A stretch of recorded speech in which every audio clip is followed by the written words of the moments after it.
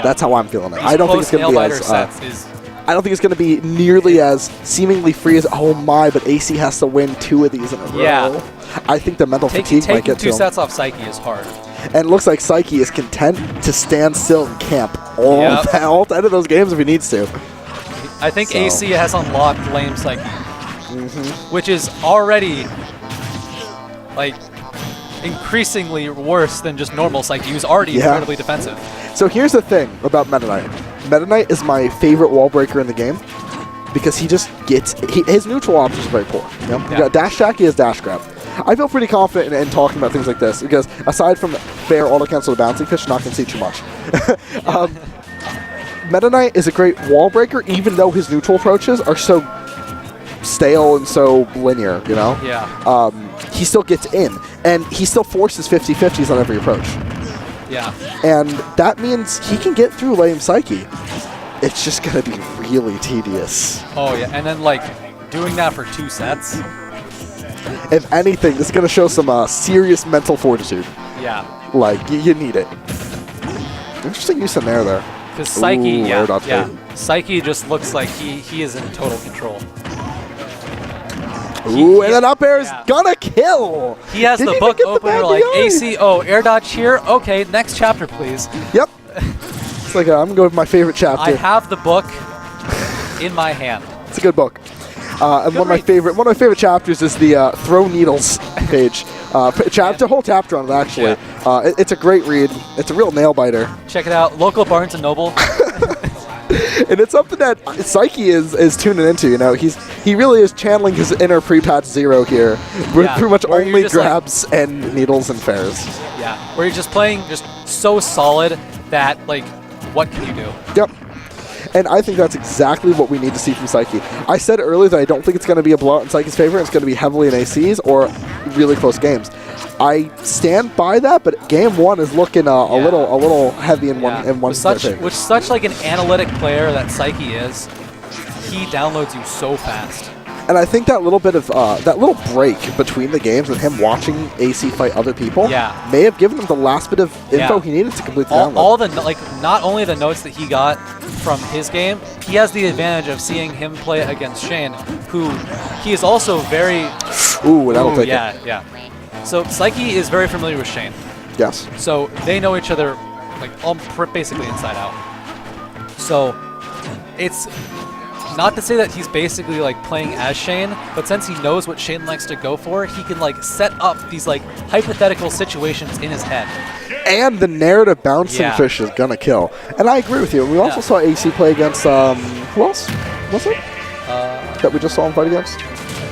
Well, anyway, we saw him fight against a few people now, and that helps out Saiki a lot. Saiki gets a lot out of that.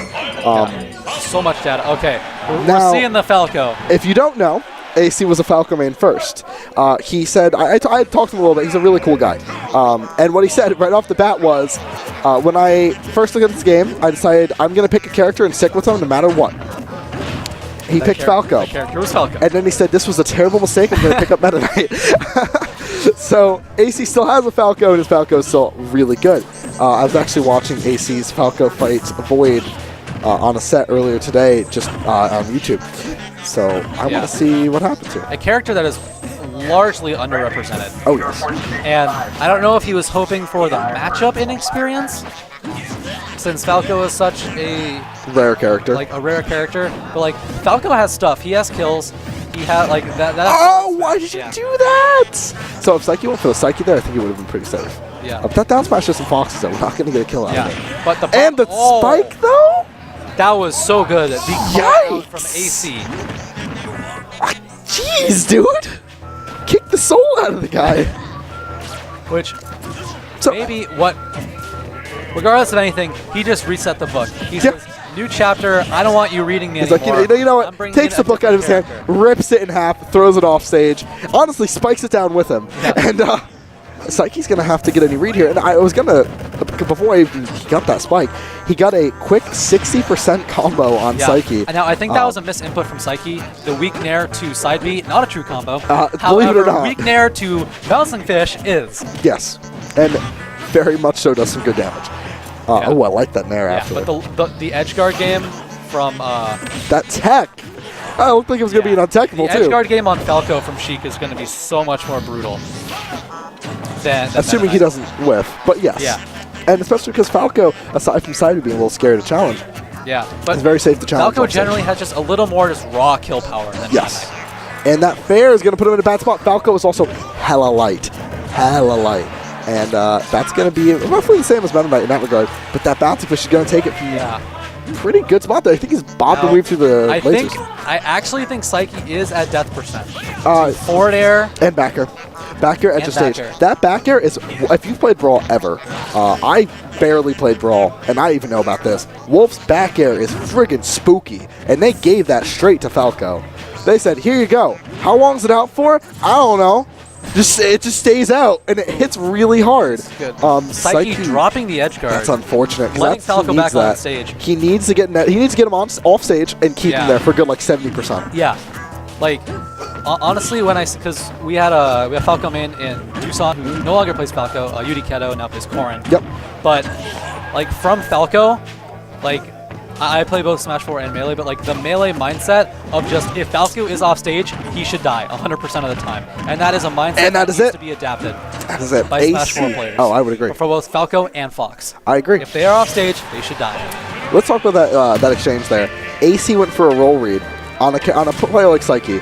I think that was a read that he should, if you looked at his opponent and has played him the past like 6 games like he has. Back to the Meta Knight.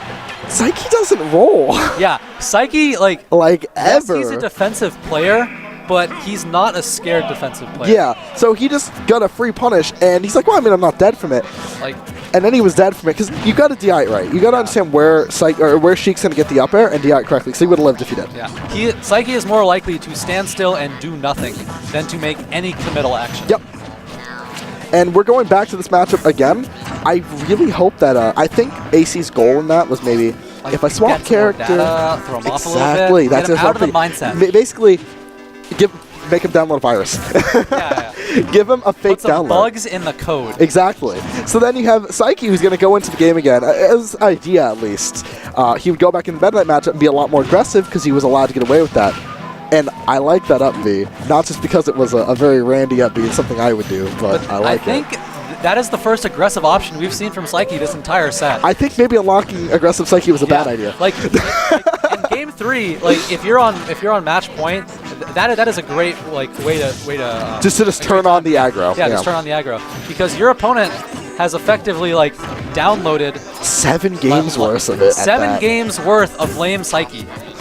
But now you're getting like aggro Saiki, which is who's gonna throw some stuff at you. A rare occurrence. And you're not going to be ready. But I like it. I want to see how it goes. And the scariest part is that at this point, since Saiki, I think, because he's been working on his aggressive game and been trying to integrate like into his normal playstyle, this is where he's starting to understand, okay, this is how aggressive I can be. How can I... Oh, and that might be it! Saiki... He's gonna get the Smash Fill on AC at like... Oh my god! Your Gambit Grand Finals champion, SAK Saiki, takes it in a commanding fashion.